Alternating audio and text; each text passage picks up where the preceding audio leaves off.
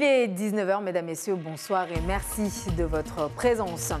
Dans 2 jours, Christophe Castaner, ministre de l'Intérieur, sera dans le département. Quelles sont donc les attentes sur place, notamment celles des fonctionnaires de police? Nous nous sommes entretenus avec eux.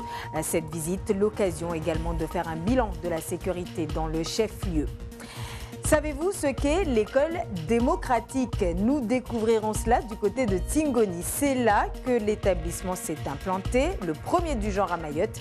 Ici, la communication et la vie en communauté priment. L'enfant apprend ce qu'il veut, pas de programme imposé.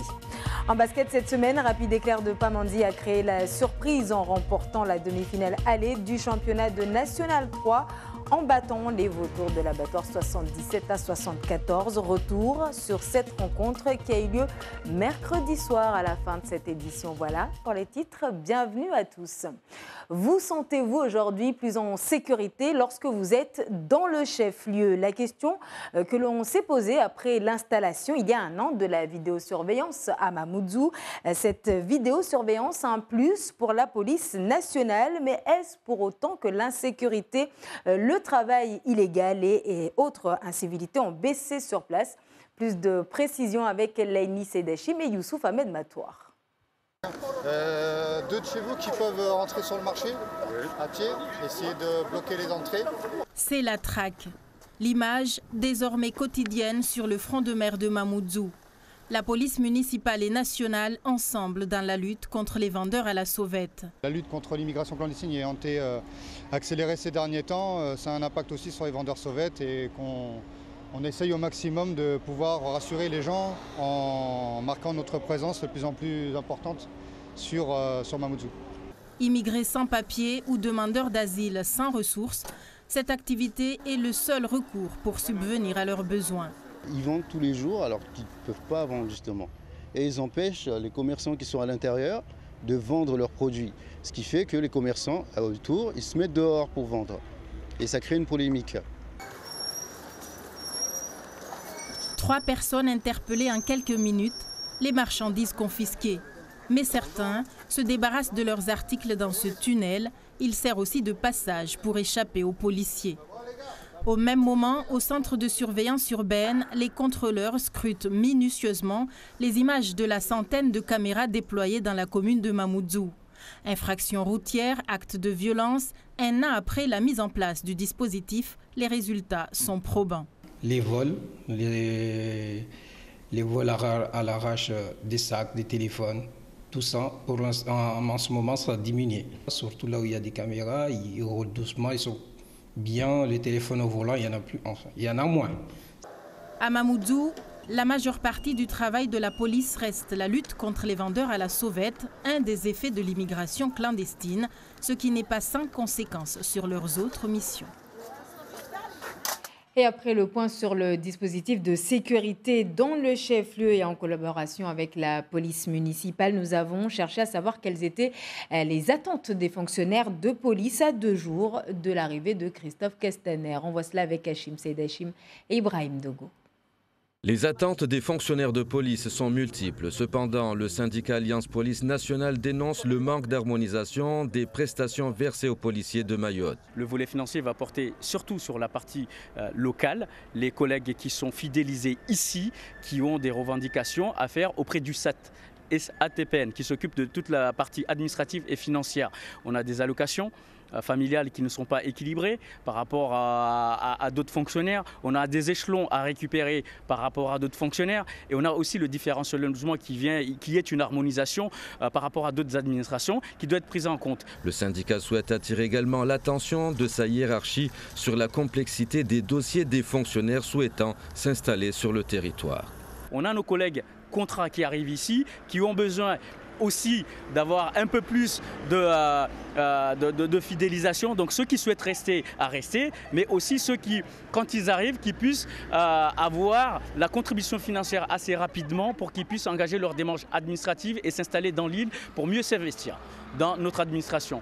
Ça, c'est quelque chose d'important pour nous et qu'il faut qu'on signifie au ministre de l'Intérieur quand il arrivera ici. Les missions de policiers sont remplies en totalité, mais avec les moyens du bord. Le syndicat UNSA Police rappelle les besoins d'urgence en locaux, en véhicules et moyens de protection. Qu'on augmente les effectifs, qu'on ait une étoile de police digne de ce nom, parce que dans le commissariat, on est saturé, il est trop petit, il n'y a même pas de bureau. La BAC n'a pas de bureau, la CDI n'a pas de bureau, le GSP n'a pas de bureau. Donc qu'on construise rapidement des locaux pour loger les fonctionnaires, renouveler le plus rapidement possible le parc auto. À Mayotte, le mal-être chez les fonctionnaires de police prend du terrain dans la pratique quotidienne de leur mission. Les syndicats demandent plus de considération humaine, financière et matérielle de la part du ministère de l'Intérieur. Lutter contre la délinquance, aider les jeunes à s'en sortir pour éviter qu'ils prennent le mauvais chemin. La mission que s'est donnée également l'école de civisme portée par le capitaine Charouman Chamassi. Après avoir ouvert une école à la convalescence et à Doujani, il y a un mois de cela, il assistait avec les agents médiateurs de l'intercommunalité de Petite-Terre à l'ouverture de l'école Tama Yamesso dans le quartier de la Vigie. Hachim Seydachim et Atoumani Simba pour les images. Ce programme rentre dans le cadre de la lutte contre la délinquance. Il va permettre à des jeunes mineurs hors circuit scolaire de reprendre des cours ou d'intégrer une formation professionnelle. C'est des jeunes qui se retrouvaient la plupart du temps avec un nombre d'absences élevé ou qui ne faisaient pas le travail en cours, qui n'étaient pas des très bons élèves et qui se sont retrouvés hors scolarité. Du coup, nous, on essaie de cadrer ces jeunes, les accompagner pour qu'ils puissent trouver une formation ou un métier qui les intéresse, pour qu'ils puissent s'en sortir dans la vie. Ce n'est pas qu'ils sont aujourd'hui déscolarisés que ça veut dire que c'est une fatalité. Pour concrétiser ce projet, les agents médiateurs ont obtenu le soutien des acteurs de la prévention de la délinquance, enseignants et étudiants. Certains des cours qui sont donnés par nous, les médiateurs, il y aura des profs qui vont venir nous aider, des profs de collège et aussi des élèves qui viennent de l'université de Béni. L'objectif final serait de poursuivre avec un projet individualisé après la remise à niveau. Au bout des 8 semaines ou de la période où on verra que le jeune a pu atteindre un niveau satisfaisant pour retrouver les bancs de l'école, on va pouvoir travailler avec des structures comme l'éducation nationale, le vice-rectorat pour pouvoir l'intégrer à l'école. Sur la Petite-Terre, 20 jeunes vont bénéficier du programme de remise à niveau dans un premier temps, durant 8 semaines. Cet espace servira également aux élèves en difficulté scolaire. Et avec nous sur ce plateau, Abdou Samouane, médiateur de la communauté de communes de Petite-Terre, mais également vice-président de l'association Oro. Bonsoir. Bonsoir. Merci d'être avec nous. Alors, pour commencer, on vient de voir ce reportage de cette école ouverte il y a un mois dans le quartier de la Vigie en Petite-Terre, d'où vous êtes originaire. Alors, pour commencer, quel bilan faites-vous de cette école un mois après son ouverture? Le bilan qu'on fait en ce moment, ça se passe très bien. Parce que c'est des jeunes que ce n'est pas du tout facile et pas évident. C'est des jeunes qui étaient déscolarisés. Il y en a certains qui n'ont même pas du tout été à l'école. Du coup, pour eux, ce n'est pas du tout facile. Mais avec le temps, on avance, on arrive à progresser et ils commencent à aimer ce que nous faisons là-bas. Vous suivez combien de jeunes dans cette structure pour l'instant? Il y a 20 jeunes. Pour l'instant, on n'a que 20 jeunes, mais au fur et à mesure, au fil du temps, on va augmenter environ 50-40 de jeunes. Et ces jeunes-là ont de quel âge à quel âge à peu près? C'est des jeunes de 8 ans à 16 ans. Alors, la lutte contre la délinquance, on l'a dit tout à l'heure, fait partie des missions de cette école et de vous en tant que médiateur de métier. Avez-vous des attentes particulières concernant justement la visite du ministre de l'Intérieur, Christophe Castaner? Des attentes, oui, parce que c'est des jeunes qui sont vraiment dans les besoins, surtout le quartier de la Vigie, parce que c'est là où j'ai vécu et la Vigie en ce moment, c'est devenu parmi la quartier la prioritaire. Et surtout, là-bas, en ce moment, il y a beaucoup de délinquance. Du coup, il y a des attentes parce que... Quel genre d'attente? Plus de médiateurs? Plus de médiateurs parce qu'on n'est pas assez et les jeunes ils sont nombreux. Du coup, voilà, on aimerait avoir plus de médiateurs pour essayer parce que ça, on va essayer pour convaincre ces jeunes-là et essayer de les retirer là où ils sont maintenant. Alors justement, Christophe Castaner devrait visiter ce quartier. Est-ce que vous avez prévu de lui soumettre, par exemple, un cahier de doléances? Je ne sais pas. Oui, parce que normalement, et franchement, je suis content qu'aujourd'hui, il vienne à Mayotte, parce que ça fait trop longtemps que Mayotte, et surtout la Vigie, en ce moment, il est dans un état catastrophe, parce que surtout des routes, on n'en a pas. Et par exemple, il y a quelqu'un qui est blessé, il y a des blessés ou des femmes qui sont enceintes. Pour accéder à l'hôpital, ce n'est pas du tout facile. Et du coup, franchement, je suis content qu'il vienne lui-même pour voir. Parce qu'il faut voir pour y croire que, franchement, le quartier de la Vigie, ils ont besoin des routes. Et est-ce que justement votre association, vos associations, parce qu'il y en a deux, Oro et Petit Espoir, ont été approchés par rapport à cette visite ministérielle ou pas encore? Pas encore. En fait, l'association Oro, on a créé ça parce que à la Vigie, il y avait beaucoup de déchets. Et nous, les jeunes de la Vigie, qu'on était là, on s'est dit que si on reste là, croiser les bras, en attendant que la maire de la commune ou la commune qui vient enlever ces déchets-là, ça sera débordable et il y a aussi des problèmes de santé. Du coup, on s'est dit qu'il vaut mieux qu'on ouvre une association Oro. C'est-à-dire que... Pour ramasser justement les déchets, aider la commune. Et le Petit Espoir, on l'a créé aussi parce que, en fait, c'est une cadre qu'il y a des habitants qui sont dans les besoins, par exemple, des habitants qui ont des enfants, qui ont besoin des vêtements, qui ont besoin... C'est à but donc plus social, on va dire. Social, voilà, c'est ça. Du coup, c'est pour ça qu'on a créé cette association-là.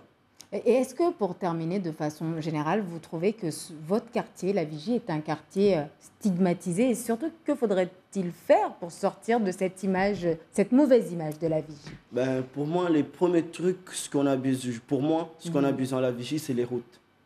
Les routes, on a vraiment besoin des routes parce que pour accéder, c'est trop difficile. Admettons la saison de pluie, quand il y a la pluie, les jeunes, les enfants ne peuvent pas accéder à l'école parce que les rivières, tout ça, c'est impossible d'aller à l'école. Et surtout les gens qui sont malades, des gens qui ont de s'affaire à l'hosto, la saison de pluie, c'est pas fréquentable. Du coup, on aimerait surtout la première chose que ça soit les routes.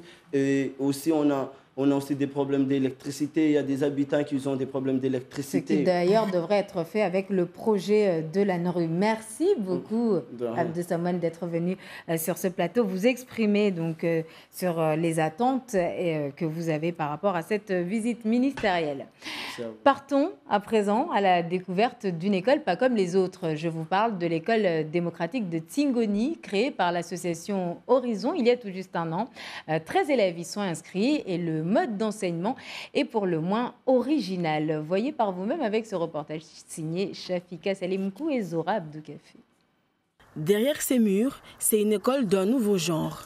Pas de salle de classe comme on a l'habitude d'en voir, mais plutôt une grande salle de rassemblement qui sert au débat en tout genre.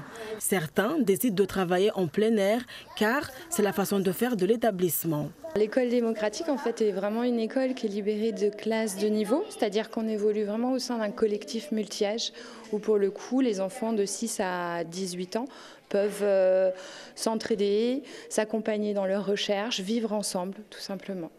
Une pédagogie alternative recherchée par les parents de ces élèves, des élèves qui d'ailleurs portent le nom de membres au sein de l'école. Les journées sont très différentes, elles sont intenses. Il n'y en a pas une qui se ressemble, effectivement. Tout dépend de la volonté de chaque personne en termes de projet, en termes d'envie. Et donc du coup, on se regroupe régulièrement pour faire le point sur ce qui est présenté sur la semaine, les projets qui peuvent exister, les différentes instances telles que le conseil d'école, les commissions, les comités d'enquête et d'arbitrage sont organisées au fur et à mesure des besoins. L'école de la démocratie amène les parents à une réflexion différente de l'apprentissage. Elle amène les enfants à apprendre des choses parce qu'ils en ont envie et non pas parce qu'ils se sentent obligés. Quand on arrive le matin, c'est super, on est joyeux. Alors qu'aller dans l'ancienne école, des fois on se disait oui, on ne voulait pas trop y aller. J'avais du mal à m'intégrer et surtout qu'il n'y avait pas les mêmes choses qu'ici. par rapport à l'ancien collège, là-bas, dès qu'on ne comprenait pas, il passait à autre chose. Et ici, on ne comprend pas, il réexplique mieux et vite. En tout, ce sont 3 adultes qui s'occupent des enfants. Cette année, ils ont entre 6 et 14 ans. Mais à partir de la rentrée prochaine, l'école pourra aussi accueillir des bambins de 3 ans.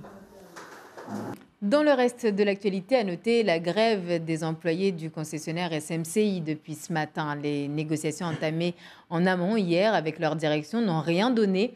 Revalorisation salariale, 13e mois, primes de produits dangereux ou encore de transport sont au cœur de leurs revendications. Et ce n'est pas la réintégration d'un de leurs collègues sous le coup d'un licenciement qui a détendu l'atmosphère au sein de l'entreprise, bien au contraire. Écoutons le délégué syndical CGT au micro de Laini Sedachime, Youssouf Ahmed Matouar. C'est une bonne chose que notre collègue soit intégré, mais aussi il y avait d'autres points, mais ils sont dans leur camp et nous aussi on est dans notre camp. Sur le 13e mois, ils refusent catégoriquement de nous donner des 13e mois, ils nous proposent des primes. Nous on n'en veut pas de primes. Il y a d'autres choses, les primes de transport, ils nous proposent 10 € par mois et c'est pas normal qu'il y en a des gens qui partent de loin et qu'on leur donne 10 €. Et en attendant donc de trouver une issue à ce conflit, la grève se poursuit sur place. Un mot à présent sur la suite du droit de retrait entamé hier par les enseignants du collège Bouenim Titi de l'Abattoir. Enseignants mécontents parce qu'un élève n'a pas été sanctionné après avoir menacé au couteau le CPE de l'établissement. Eh bien, sachez qu'après avoir cessé encore le travail ce matin, les professeurs ont décidé de reprendre les cours à la suite d'un entretien avec l'inspectrice de la vie scolaire du vice-rectorat. Cette dernière les aurait rassurés que l'affaire serait traitée en haut lieu. Aussi, une mesure conservatoire a été prise pour, je cite, éloigner l'élève en question du collège, nous rapporte l'un des enseignants. Du basket pour terminer avec les matchs allés des demi-finales du championnat de National 3. C'était mercredi soir à l'Abattoir et Rapide Éclair de Pamandzi s'est imposé face à Vautour 77-74. Retour sur cette rencontre avec Papino Zaidani et Assed Dirazafitseno. Une rencontre à 100 à l'heure. Le spectacle était au rendez-vous dans ce derby de Petite Terre avec 2 équipes qui se rendent de coup pour coup chaque panier. Peu de répit dans le jeu en cette première période. Rapide et Vautour sont au coude à coude avec des attaques de part et d'autre qui permettent aux joueurs d'être décisifs. Mais à la fin de cette première mi-temps, ce sont les Rouges de Pamandzi qui prennent les devants grâce à ce panier de Kemal qui donne l'avantage à Rapide de 2 points à la mi-temps. Dans un duel jusque-là équilibré, tout se décidera dans le Money Time, les derniers instants de la rencontre. Et c'est finalement les Pamandiens qui s'imposeront dans cette demi-finale grâce à une bonne gestion de match et un meilleur mental. Je pense que ça s'est joué plus au mental parce que des matchs comme ça, ça n'a jamais été facile. À savoir que là, c'est début de play-off, on oublie le classement passé. C'est un tout autre championnat qui commence, donc les 2 équipes se sont préparées pour jouer un match difficile. Et ça s'est avéré, vu au score, c'était pas facile, ça s'est joué de rien du tout. Mais bon, finalement, c'est l'équipe qui a été plus dure, je pense, qui l'a emporté à la fin. Avec une défaite concédée par 3 points d'écart, Vautour garde quand même ses chances, à condition de s'imposer au match retour. Il faut faire avec, c'est le game, c'est le basket, c'est le jeu. Il faut juste répondre sur le terrain et essayer de faire avec. Toutefois, rien n'est perdu, c'est le match aller, il y a un match retour. Oui, bien sûr, on a essayé de limiter les dégâts. Là, je pense, malgré nos erreurs, on a fait un bon match, on va pas se leurrer. Donc, on est à -3, du coup, samedi prochain à la JP, il va falloir mettre le paquet et je sais que mon équipe peut le faire. Le rendez-vous est pris pour les 2 équipes pour le match retour, samedi soir à 19h30 à la JP de Pamandzi. Et à noter qu'hier soir avait lieu sur le plateau de Mgombani l'autre demi-finale aller hommes entre TCO et BCM. Les Mtsapérois sans surprise l'ont remporté sur un score de 105-90. Une rencontre émaillée d'incidents puisque la lumière a été volontairement coupée à plusieurs reprises.